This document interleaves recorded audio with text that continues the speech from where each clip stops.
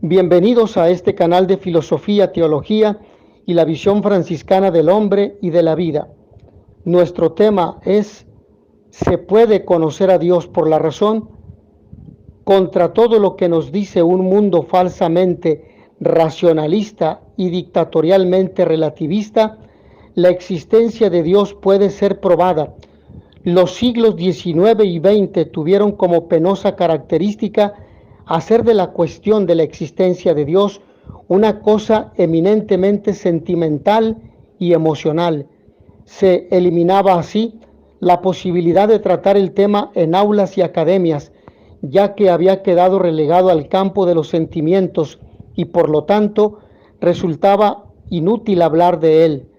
Se puede probar de forma lógica y sencilla la existencia de Dios a través de las tradicionales vías de Santo Tomás de Aquino. Advierto a los que me están escuchando que el tema no es una cosa muy complicada, aunque sí exige un poco de concentración, pero el esfuerzo es generosamente recompensado. El principio de no contradicción. Veamos este primer punto.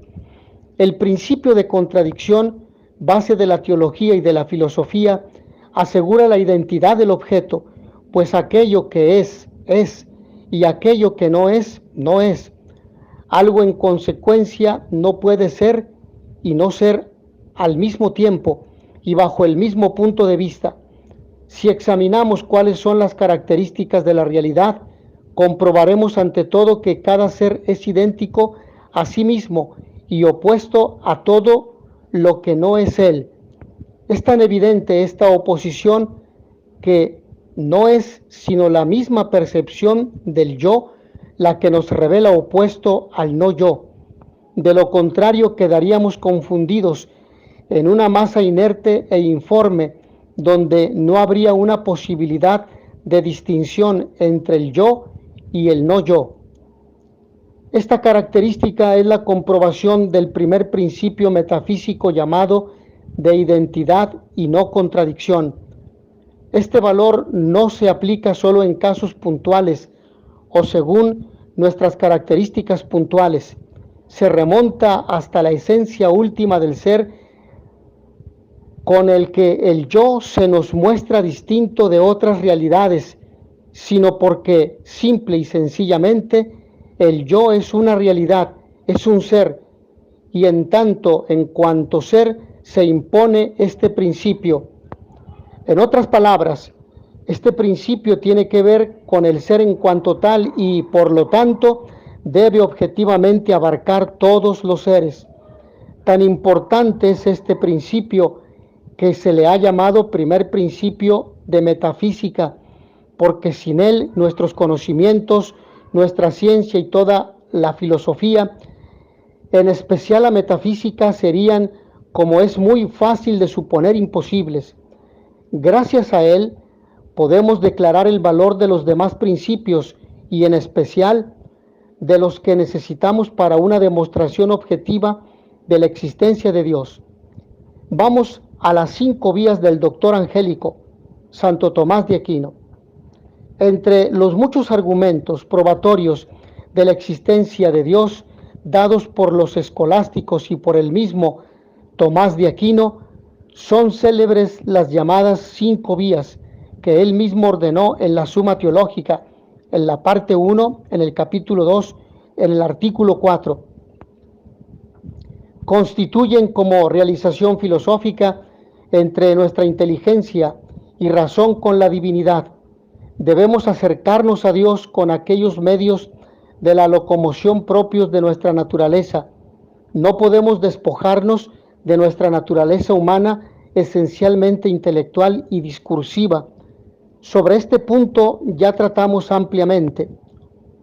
La primera y más evidente prueba es la que se deduce del movimiento. Abreviamos el encadenamiento de la prueba.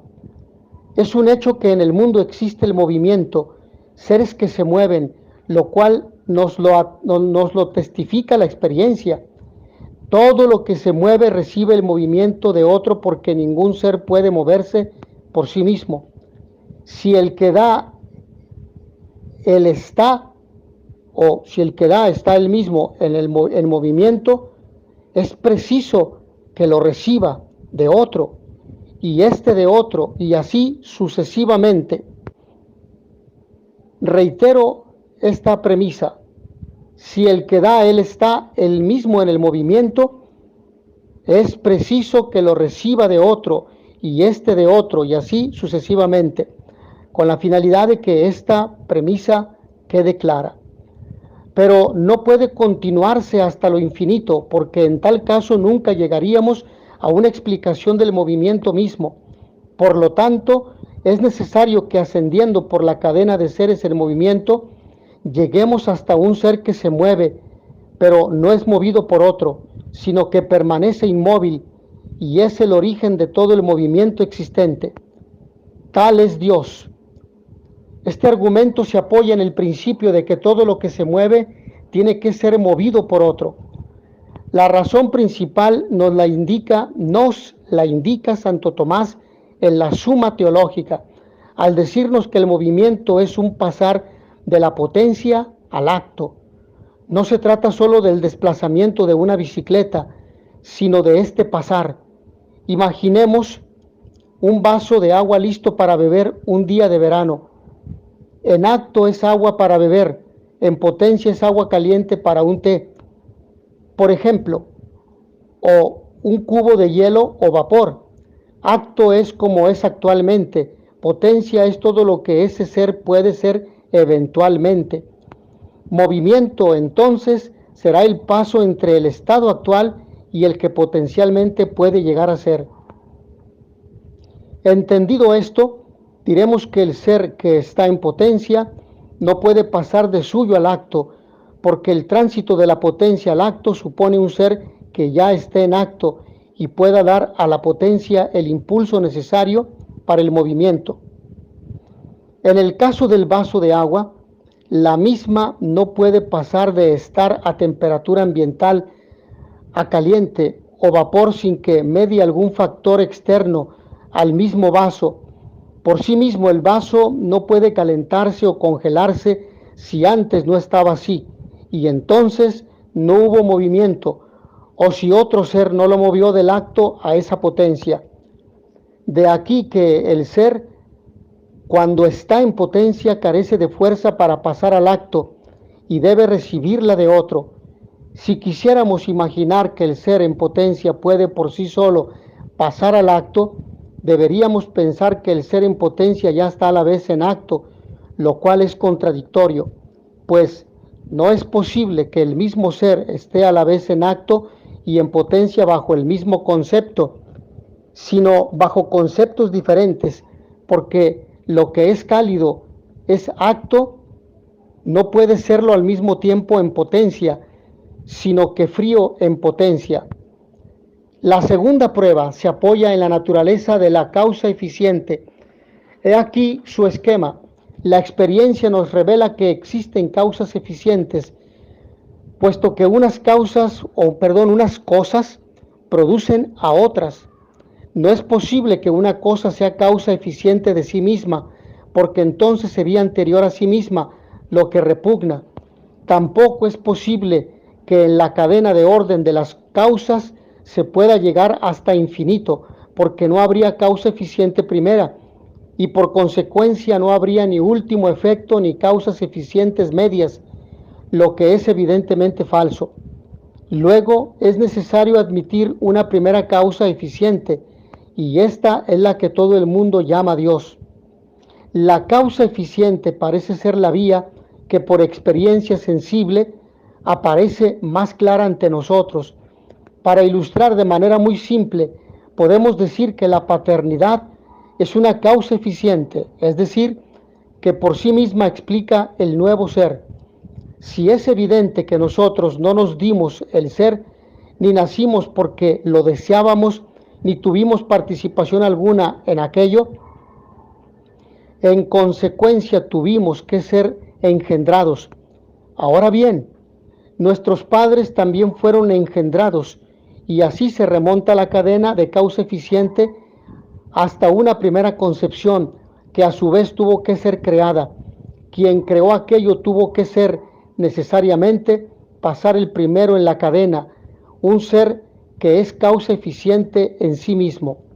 La tercera prueba está sacada de lo posible y lo necesario. Graficamos el argumento de la siguiente manera. En la naturaleza hallamos cosas que pueden ser y no ser, toda vez que hay quien nace y quien muere, y que por consecuencia puede ser y no ser. Los seres que son posibles no pueden por sí mismos pasar a existir, porque los posibles en cuanto tales todavía no existen, y lo que no existe no puede recibir el ser sino de lo que existe. Por consiguiente, ha debido existir un ser que no era posible sino necesario, del cual hayan recibido su existencia los seres que estaban en la mera posibilidad. Con este argumento, el doctor Angélico prueba la existencia de un ens AC, es decir, de ser que tiene en sí mismo la razón de su existencia y que por lo tanto existe necesariamente, y es causa y la explicación de la existencia de todos los seres que son simplemente posibles o no necesarios, o en sus palabras contingentes. El simple sentido común fundamenta esta vía al hacernos notar la existencia de seres que pueden o no existir. Es la naturaleza que compartimos con todas las criaturas. Por lo mismo, porque pasamos de la mera posibilidad al ser, ha de haber existido un ser necesario en sí mismo, que nos diese el ser sin necesitarlo de otro previo. La cuarta prueba está tomada de los grados que se notan en las perfecciones de los seres. El sentido de la excelencia se comprende de esta forma. Se observa en la naturaleza algo más o menos bueno, más o menos verdadero, más o menos noble, y así en todo lo demás. El más o menos se dice de los objetos diferentes según que se aproximan de diversa forma a un tipo, el más elevado. Así un objeto es más caliente a medida que se acerca a lo más cálido por excelencia. Por consiguiente, hay algo que es verdadero, lo bueno, lo noble, por excelencia, y por tanto el ser por excelencia, porque lo que es verdadero por excelencia es ente por excelencia, como dice Aristóteles en la Metafísica, en el libro 1, en el capítulo 2.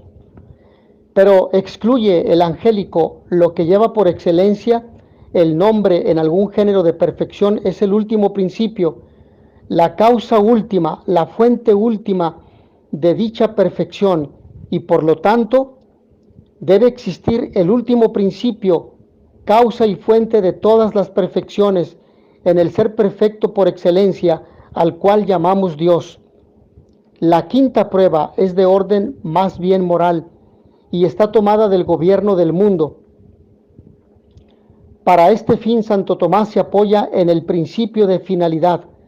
Vemos que los seres desprovistos de inteligencia, como los cuerpos naturales, obran de un modo conforme a un fin, de donde se concluye que por causalidad, que no por causalidad. Corrijo esta premisa, de donde se concluye que no por causalidad, sino con intención deliberada llegan a su fin. Pero los seres desprovistos de conocimiento no tienen a un fin, no tienden a un fin, sino en tanto que son dirigidos por un inteligente que lo conoce. Luego, hay un ser inteligente que conduce todas las cosas naturales a su fin, y este ser es al que llamamos Dios. La transcripción al lenguaje ya no es muy simple. Por la experiencia cotidiana comprendemos que el azar no explica el orden que vemos en el universo. Por azar no se arma un reloj, ni se compone una canción, ni se organiza la naturaleza por casualidad, sino que la lógica reclama una inteligencia separada, dotada de infinita sabiduría para concebirlo y de infinito poder para realizarlo. Conclusión. Con anterioridad, San Anselmo ya había probado la existencia de Dios con una vía muy particular que ya explicaremos en futuros trabajos y en otras exposiciones en este canal. Santo Tomás, según el parecer de la Iglesia, probó suficiente e irrefutablemente el problema. De hecho, comentamos como curiosidad, la Suma Teológica nunca ha sido refutada sistemáticamente. Se le ha despreciado, ridiculizado o dejado de lado, pero nunca la han refutado. Tal es el peso de una obra que el doctor Angélico escribió para introducir a los colegiales al estudio de la teología. Por razones que sobrepasan esta exposición, no analizaremos el porqué de esta decadencia intelectual que ahora toma el mismo trabajo como lo sumo y más elevado en teología. Confiamos en que los que me están escuchando salga ahora mucho más seguros de sus convicciones y con la certeza infranqueable de que Dios existe, lo sabe todo, lo conoce todo y nos ama infinitamente. Hasta aquí esta exposición. Agradezco a todos ustedes su amable atención. Nos vemos en la siguiente sesión. In notitia veritatis proficere, pax et bonum.